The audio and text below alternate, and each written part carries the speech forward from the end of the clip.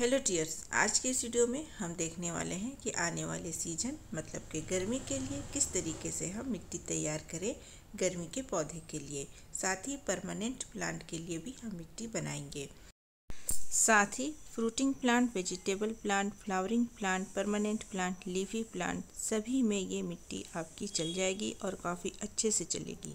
गर्मी में अक्सर प्लांट जल्दी मुरझा जाते हैं क्योंकि मिट्टी सूख जाती है। तो इस मिट्टी में आपको सभी चीज़ों का जुगाड़ मिलेगा जिससे मिट्टी ज़्यादा लंबे समय तक मॉइस्ट रहेगी, सूखेगी नहीं, तो प्लांट अच्छे रहेंगे। जानने के लिए वीडियो में अंत तक बने रहें। तो दोस्तों, एक बार फिर से आपका अपने ही gardening channel gardening with moms में बहुत बहुत स्वागत है। ये वीडियो यूट्यूब पे देख रहे हैं तो चैनल को सब्सक्राइब जरूर करें। इंस्टाग्राम या फेसबुक पे देख रहे हैं तो पेज को फॉलो जरूर करें। चलिए दोस्तों, वीडियो को शुरू करते हैं।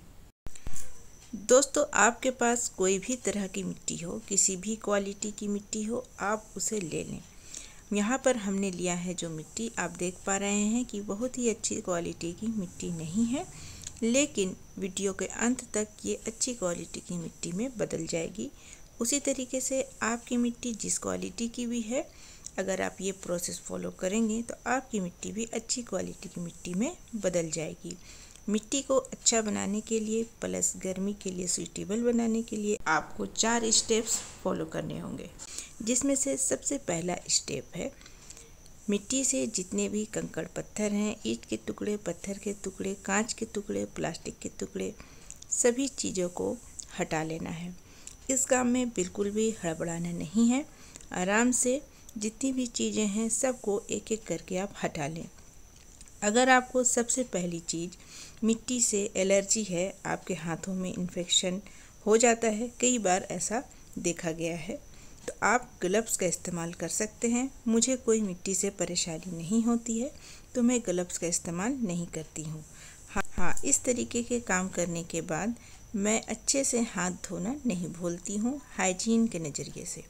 तो दोस्तों, सबसे पहला काम मैंने आपको बताया कि जितने भी इसमें कंकड़ पत्थर हैं जो मिट्टी में डिकम्पोज नहीं हो पाएंगे, अगर कुछ सूखे पत्ते वगैरह हैं तो चल जाएंगे। इसके अलावा अगर कोई चीज़ है तो आप उसे हटा लें, क्योंकि फिर यही चीज़ें जब आप गमले में भरेंगे, प्लांट्स लगाएंगे, तो रूट्स को डेवलप होने में ये रोकते हैं।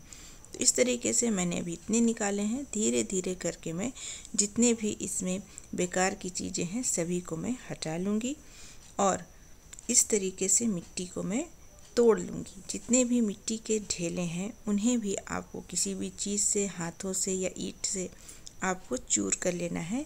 मिट्टी के टुकड़े नहीं होने चाहिए। इस तरीके से मिट्टी को आपको तोड़ लेना है। मतलब जितने भी मिट्टी के ढेले बन जाते हैं, अक्सर चिकनी मिट्टी में ढेला बहुत जल्दी बन जाता है, तो आप उसे चूर कर लें। अब बढ़ते हैं स्टेप 2 की तरफ। दूसरा जो हमें काम करना है, मिट्टी को आपको धूप में 1 दिन के लिए रखना है ताकि मिट्टी में किसी भी तरीके की बीमारी हो, इंसेक्ट हो, वो धूप से ख़त्म हो जाए। तीसरा काम हमें करना है स्टेप 3। इसमें बहुत सारी चीज़ें हम मिलाएंगे। जैसे कि ये मिट्टी है 10 kg, तो इसमें हम 5 kg किचन वेस्ट का कंपोस्ट डाल रहे हैं। किचन वेस्ट कंपोस्ट काफ़ी अच्छा होता है किसी भी मिट्टी की उर्वरक क्षमता को बढ़ाने के लिए। तो जैसे 10 kg मिट्टी है तो आपको 5 kg यहाँ पर कंपोस्ट लेना है। किचन वेस्ट कंपोस्ट की जगह पर आप कॉर्डन कंपोस्ट, वर्मी कंपोस्ट या फिर सूखे पत्ते का कंपोस्ट ये सब ले सकते हैं। उसके बाद आपको लेना है कोकोपीट। ये कोकोपीट नहीं है, ये घर पे बना हुआ कोकोपीट का अल्टरनेट ऑप्शन है। ये है दोस्तों राइस हस्क, मतलब धान के छिलके, जिसको मैंने मिक्सर में अच्छे से ग्राइंड कर लिया है। तो ये अब बिल्कुल कोकोपीट की तरह लग रहा है। तो ये आपको लेना है 2.5 kg, मतलब जितनी मिट्टी है उसका 25% ही आपको इसे लेना है। तो जैसे मिट्टी 10 किलो थी तो यहाँ पर हमने धान के छिलके 2.5 kg लिए हैं, और धान के छिलके ले या कोकोपीट, दोनों में से एक चीज़ लेना काफ़ी ज़्यादा ज़रूरी है। ऐसा क्यों, मैं वीडियो में आपको आगे बताऊँगी। अगली चीज़ जो हमें लेनी है वो है सैंड। सैंड आपको कौन सा लेना है, मतलब कि रेत, रिवर सैंड ही लेना है। समुद्र के किनारे जो बालू होती है उसमें काफ़ी ज़्यादा नमक होता है, जो आपको यूज़ नहीं करना है। आपको हमेशा रिवर सैंड ही इस्तेमाल करना है। ये भी आपको 2.5 kg ही लेनी है, मतलब मिट्टी का सिर्फ 25% आपको लेना है सैंड। ये मिट्टी को भुरभुरी बनाती है, वेल ड्रेन बनाती है, मिट्टी जमी हुई है तो उस ठीक भी करती है। अगली चीज़ जो हमें लेना है, नीम की खली। नीम की खली यहाँ पर मैं 250 ग्राम ही यूज़ कर रही हूँ। इसे बहुत ज़्यादा इस्तेमाल नहीं करना है। 10 किलो मिट्टी के लिए 250 ग्राम नीम की खली इनफ है। तो यहाँ पर आपको नीम की खली 250 ग्राम लेनी है। नीम की खली पौधे में अगर कोई बीमारी लग जाती है उसके रूट्स में, तो उसको रिपेयर करने का ये काम करता है, फंगस से दूर रखता है, डेवलपमेंट भी इससे पौधे की अच्छी होती है।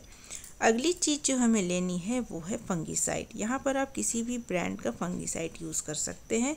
इसे बहुत ज़्यादा नहीं लेना है, 1 से 2 चम्मच 10 kg मिट्टी के लिए इनफ है।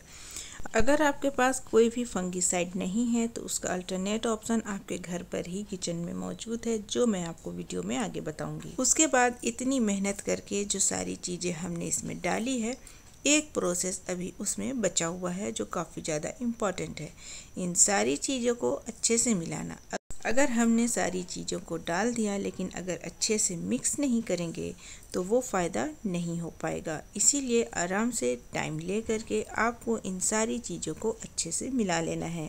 जब तक कि मैं इन पॉटिंग मिक्स को अच्छे से मिला रही हूँ तब तक के मैं आपको बता देती हूँ कि कोकोपीट या फिर राइस हस्क का इस्तेमाल आपको क्यों करना ज़रूरी है।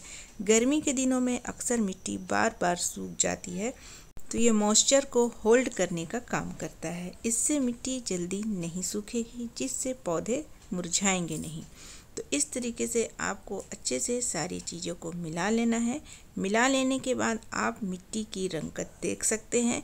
पहले जो मिट्टी मैंने आपको दिखाई थी और अब की मिट्टी में ज़मीन आसमान का फ़र्क है। तो ख़राब मिट्टी को भी आप इस पॉटिंग मिक्स से अच्छे मिट्टी में बदल सकते हैं और इसको समर फ्रेंडली भी बना सकते हैं। पहले आपकी मिट्टी 10 kg थी, लेकिन अब आपकी मिट्टी की क्वांटिटी बढ़ गई है। अब आपकी मिट्टी 20 किलो की हो गई है। तो इससे आपको कई फ़ायदे हुए। मिट्टी की क्वालिटी अच्छी हो गई, मिट्टी की क्वांटिटी भी बढ़ गई। इन सारी चीज़ों में अगर किसी भी चीज़ की मात्रा ऊपर नीचे हो जाती है तो इससे कोई हर्ज वाली बात नहीं है।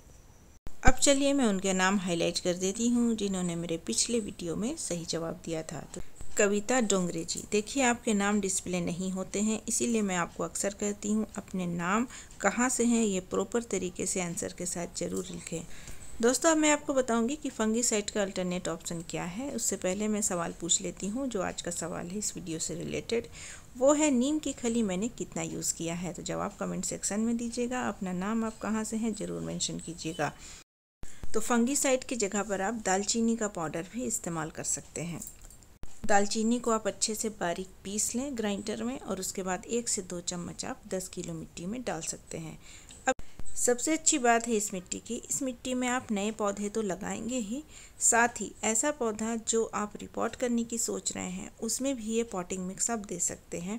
कई बार ऐसे परमानेंट पौधे होते हैं जिन्हें आप रिपोर्ट करना चाहते हैं लेकिन गमले से निकालना उसे थोड़ा मुश्किल है, तो आप ऊपर की मिट्टी निकाल लें और उसके बाद इस पॉटिंग मिक्स को उसमें भर दें, तो भी इससे भी फिर आपका बिना प्लांट को बाहर निकाले भी काम चल जाएगा।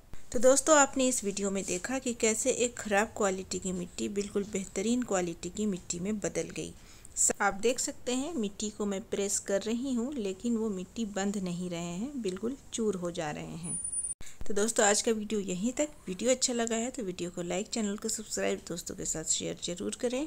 मैं मिलूंगी आपसे परसों फिर किसी न्यू वीडियो के साथ। तब तक के लिए bye, take care, happy gardening, be safe and stay connected. Thank you very much.